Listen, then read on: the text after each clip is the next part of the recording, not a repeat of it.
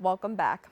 The Becoming Her, Done Playing Safe is an empowering conference inviting women to embark on a powerful journey of self discovery, shedding the emotional scars left by domestic abuse, trauma, and unhealthy relationships. From insightful speakers to valuable networking opportunities, this conference is set to be a catalyst for change. Here now is the founder and owner of Significant Beings Dance Wellness Studio, Quanilya Byfield, and the founder and owner of Something Untouchable Dance Company, Naima Abdur-Rahman. Good morning. Thank you both so much for joining us today. Good morning. Thank you for having us. Good morning for having us. Absolutely. So to start off, let's talk about, playing safe. Why is it so important to stop playing safe and start fully addressing the wounds caused by trauma and domestic abuse?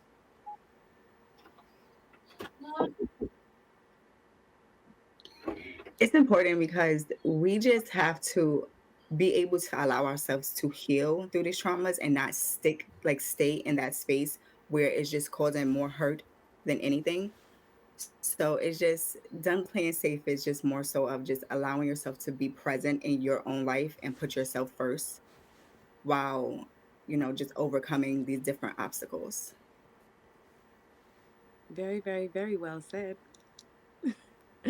Um, I'd like to add that I think it's important Thank you. to I think it's important to rip off the band-aid when it comes to just life in general. I think a No. lot of us women are used to just, taking it with a grain of salt and moving forward rather than addressing what the actual issue is. And I think that this type of conference and event will help us to address it in a way where it's a safe environment, and also in a way where um, it's not so like, I mean, I get it. The version of ripping a band-aid off is like, ouch, right? But like the process of healing is the purpose of coming together. So I'm just looking forward to creating an environment where women feel safe with us to do so.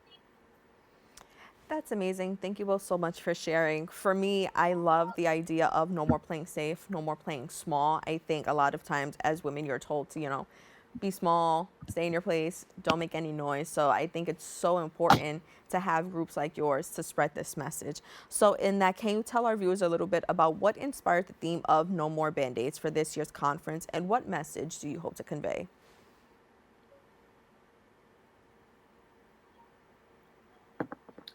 So, what inspired this is basically our own personal healing journeys, our own journeys of us just evolving and knowing that, excuse me, knowing that keeping that band aid on is not, it's only slowing it down. So, it's like, let's just go straight at it, just be head on and just be like, okay, what can I do to help me move forward from whatever trauma has happened instead of just being in that victim mindset and allowing yourself to just bask in all of that and harbor all of those emotions that are not, it doesn't feel good.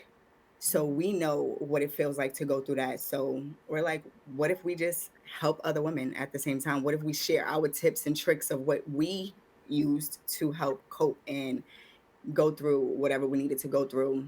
Because at the end of the day, we all have our different storms that may occur.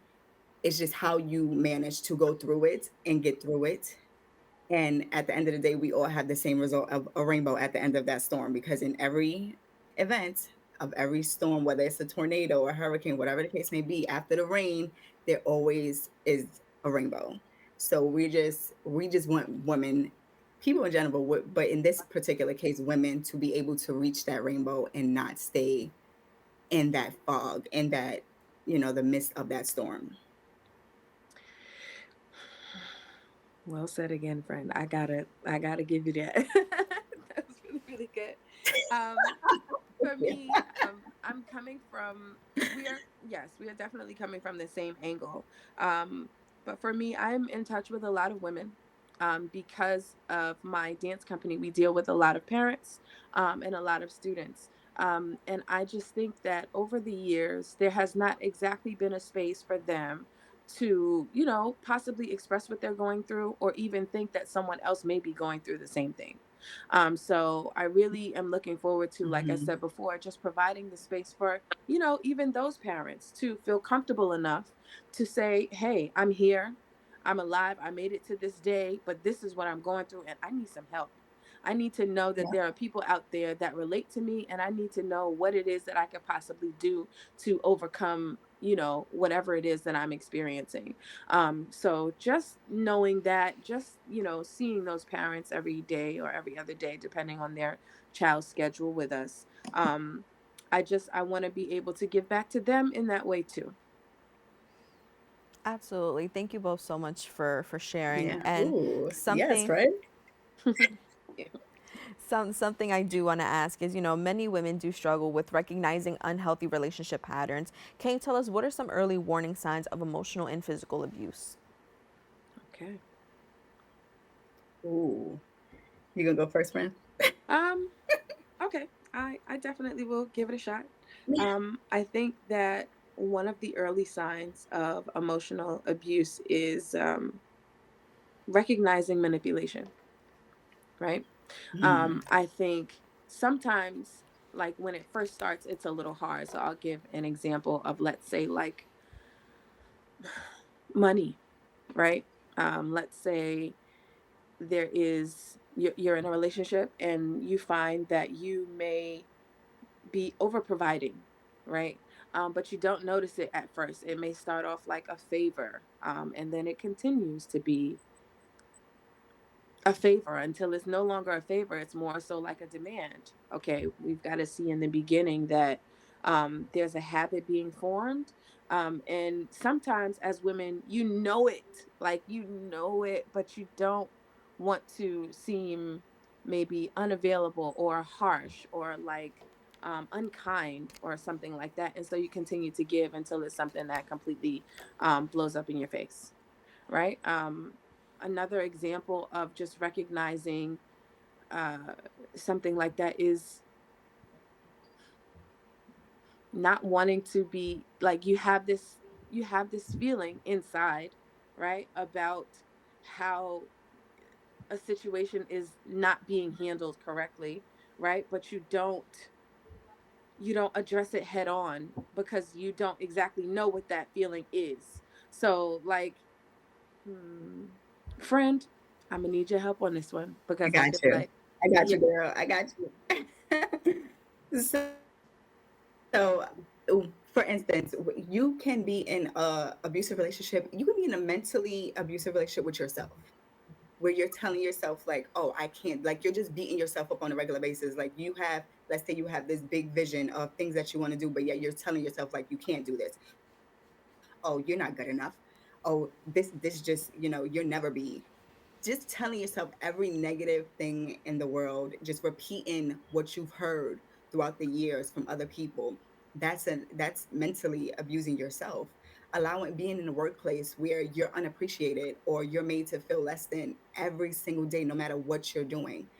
Those are signs of being in a very mentally Unstable. abusive relation Mhm. unstable relationship with the workplace.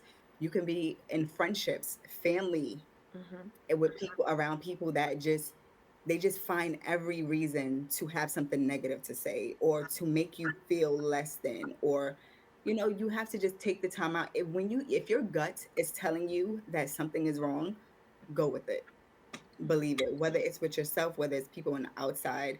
Believe it, stand on it, and tell yourself like, I deserve better. Mhm. Mhm. Mhm. Go with your gut. I deserve so much better. I am worth so much more. And go with your gut. Your Mhm. gut will never steer you wrong. Your intuition is the first thing always on site because it's that little voice that's in your head that's telling you something is up. Mhm. Something is afoot. Just remind yourself, I am enough. I'm worthy on a regular basis. Look at yourself in the mirror and affirm to yourself that there's bigger plans for you and you will not settle for anything. Go with your gut is such an amazing message. I am that is the message of this segment. Go with your gut. And so we spoke about people who may potentially be in these relationships. Let's talk about the family and the friends of these people. So how can they support a loved one who may be experiencing abuse or struggling with past trauma?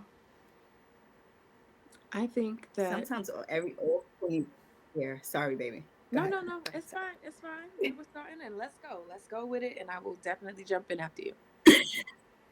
Okay. So sometimes they just need an ear.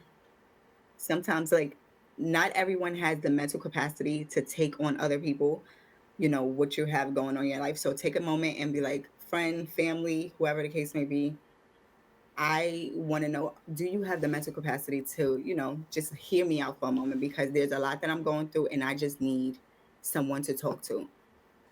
Be if you do, if you have the capacity to take on that, be honest and say yes. Or if you don't, say right now, I'm currently going through my own thing.